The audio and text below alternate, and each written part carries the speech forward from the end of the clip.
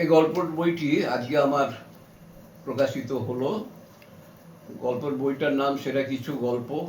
তার আগে ক্যাপশন হচ্ছে কলখাদানের আলো আঁধারে সেরা কিছু গল্প। এর মধ্যে আমাদের যে কভারটা তৈরি করেছে, অনেকেই এই কভারটার প্রশংসা করেছে। এই কভারটা কিন্তু আমাদের দুর্গাপুরেরই এক বিখ্যাত শিল্পী তৈরি করা, ওয়াসেফ জামান। সে আমাদের খুব ঘনিষ্ঠ লোক।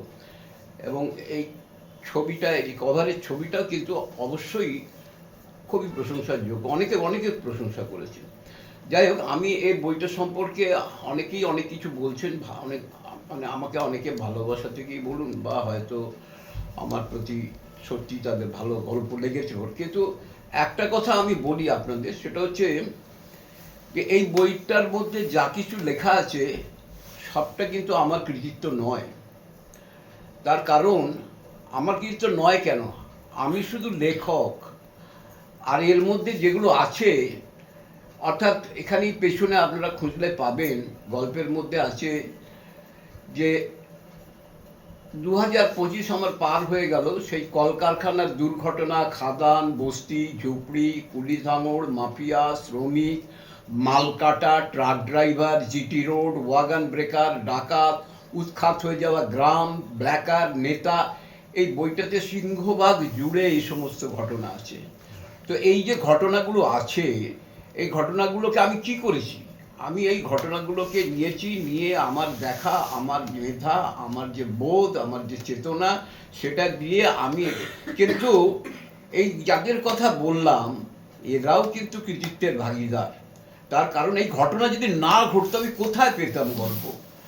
অর্থাৎ এইসব পাপ, এইসব দুঃখ, এইসব যন্ত্রণা বা এই সমস্ত জিনিস যদি না ঘটতো, তাহলে তো বিমান চট্টোপাধ্যায়ের এই গল্পের বইটা জন্ম হতো না।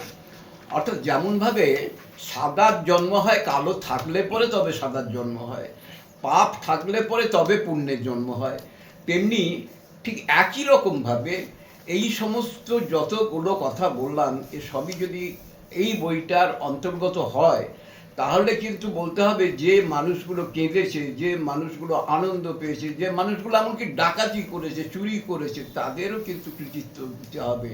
তার কারণ তাদের পাপই আমাকে লিখিয়েছে, তাদের কান্নাই আমাকে লিখিয়েছে, তাদের যে সমস্ত দুঃখ যন্ত্রণা তাই আমাকে লিখিয়েছে। সুতরাং আমি তো একা কৃতিত্বের অধিকারী নই।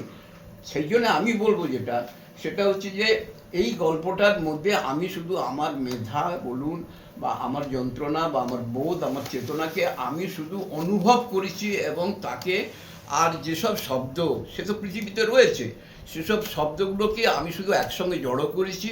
জড়ো করে আমি সঠিক শব্দ চয়ন করে তাদের দুঃখ যন্ত্রণাটাকে বা তাদের আনন্দটাকে কোন শব্দ দিয়ে সঠিকভাবে প্রকাশ করা যাবে, সেটা যদি হয়ে থাকে ঠিক মতো, এবং তাতে যদি পাঠকের ভালো লেগে থাকে, তাহলে সেইটুকুনি শুধু আমার কৃতিত্ব, আমার আনন্দ। আমি কোনো সুচিত্রের দাবি করি না কোনো রকম। এর থেকে কোনো রকম আমি মনে করি না যে আমার যে সমস্ত আমার সম্পর্কে আমার বন্ধুরা বললেন, বা আমার পাঠকরা যারা আমাকে ভালোবাসেন তারা আমার সম্পর্কে বললেন, তাতে আনন্দিত আমি ঠিকই, কিন্তু কোনো মতেই আমি বলবো না যে এর মধ্যে আমি কোনো কৃতিত্বের ভাগীদার হতে চাই। এ ধরনের কথা নিশ্চয়ই বলবো না। আর দ্বিতীয় কথা যেটা, সেটা হচ্ছে যে এই গল্পের মধ্যে এমন কিছু কিছু জিনিস আছে, যে জিনিসটা সেটা হচ্ছে যে আমাদের এই শিল্পাঞ্চল জুড়ে আমি সেই 70 দশকে যেসব জিনিসগুলো দেখতে পেয়েছিলাম, সেই 70 দশকের ছোট্ট একটা বিন্দুর মতো হয়ে আমার চোখে যেগুলো ধরা দিয়েছিল, সেগুলো আজকে কিন্তু একটা বিশাল আকার ধারণ করেছে। যেমন ধরুন, আমি কলকারখানায় কাজ করার সময় আমার কাছে যে যন্ত্রণা এসেছিল, যে মেশিন একদিন হয়তো এমন দিন আসবে, বা এই মেশিন সভ্যতা এমন দিন আসবে, যে যেদিন মানুষের বুকের ভেতর লাল গোলাপটাকে খেয়ে নেবে। মানুষ পাবে অনেক কিছু, আজকে আপনারা পেয়েছেন, হাতের মুঠোয় পেয়েছেন সেই টেকনোলজিকে, কিন্তু অনেকেই জানেন না যে আজকে কোথায় এই টেকনোলজি আপনার কী কেড়ে নিচ্ছে।